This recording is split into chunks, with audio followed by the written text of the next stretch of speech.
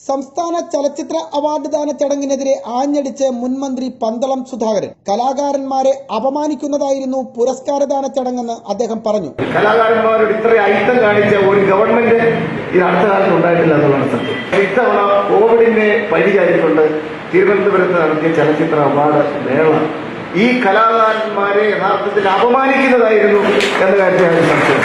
ഒരു ഹിറ്റ്ലറെ പോലും തോൽപ്പിക്കുന്ന തരത്തിൽ ഏകാധിപതിയെ പോലെ നമ്മുടെ മുഖ്യമന്ത്രി മേശപ്പുറത്ത് ഇങ്ങനെ കുറെ ശില്പങ്ങൾ ഇങ്ങനെ വെച്ചിട്ട് വന്ന് എടുത്തോണ്ട് പോകും എന്ന് പറയും. സുരാജ് വെഞ്ഞാറമൂട് ഉൾപ്പെടെയുള്ള കലാകാരന്മാർ ഇങ്ങനെ വന്ന് ആ ശില്പമായിട്ട് എടുത്ത് പിണറായി വന്ന് കാട് വണങ്ങി ഇങ്ങനെ പോകുന്ന ഒരു ഒരു കാഴ്ച വളരെ ദയനീയമായിപ്പോയി. ഞാൻ ചോദിക്കട്ടെ, സക്കറിയായിക്ക് എഴുത്തച്ഛൻ പുരസ്കാരം കഴിഞ്ഞ ആഴ്ചയിലേ കൊടുത്തു. അതിൽ കോവിഡ് പ്രോട്ടോകോൾ ഇല്ലായിരുന്നു. ഈ കുറെ എല്ലിക്കഷ്ണം കൊണ്ട് മേശപ്പുറത്തിട്ട് എടുത്തോണ്ട് പോടാ എന്ന് പറഞ്ഞാൽ സത്യം പറഞ്ഞ ആ ഒരു മനോഭാവത്തോടു കൂടിയാണല്ലോ ഈ ഇടതുപക്ഷക്കാരായ കലാകാരന്മാർ ആ ഗവൺമെന്റിലൊക്കെ എടുത്തോണ്ട് പോയത്.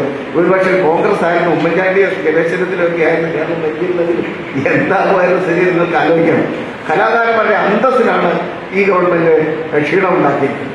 ഈ പിണറായി സർക്കാർ കേരളത്തിലെ കലാകാരന്മാരെ ചലച്ചിത്ര മേഖലയിലുള്ളവരെ ആക്ഷേപിച്ചു. ഇടതുപക്ഷ കലാകാരന്മാരുടെ ഇത് സംബന്ധിച്ചുള്ള അഭിപ്രായം എന്താണ്? നിങ്ങളുടെ നട്ടല് വളഞ്ഞു പോയത്. കലാകാരന്മാരെ ആക്ഷേപിക്കുകയും അപമാനിക്കുകയുമാണ് സാംസ്കാരിക വകുപ്പ് ചെയ്തത്, മുഖ്യമന്ത്രി ചെയ്തത്. ഇഫ്റ്റ നേതൃസംഗമം തിരുവനന്തപുരത്ത് ഉദ്ഘാടനം ചെയ്ത് സംസാരിക്കുകയായിരുന്നു മുൻ സാംസ്കാരിക വകുപ്പ് മന്ത്രി കൂടിയായ പന്തളം സുധാകരൻ.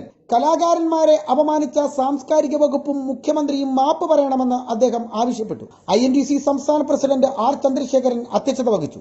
അനിൽ രാഘവ്, ജയപ്രകാശ്, തമ്പി കണ്ണാടൻ, കുമ്പളത്ത് ശങ്കരപ്പിള്ള, വിനു വിദ്യാധരൻ, ഹരികുമാർ പൂതങ്കര, പ്രദീപ് ഗുരുകുലം തുടങ്ങി കലാ സാംസ്കാരിക രംഗത്തെ നിരവധി പ്രമുഖർ പ്രസംഗിച്ചു.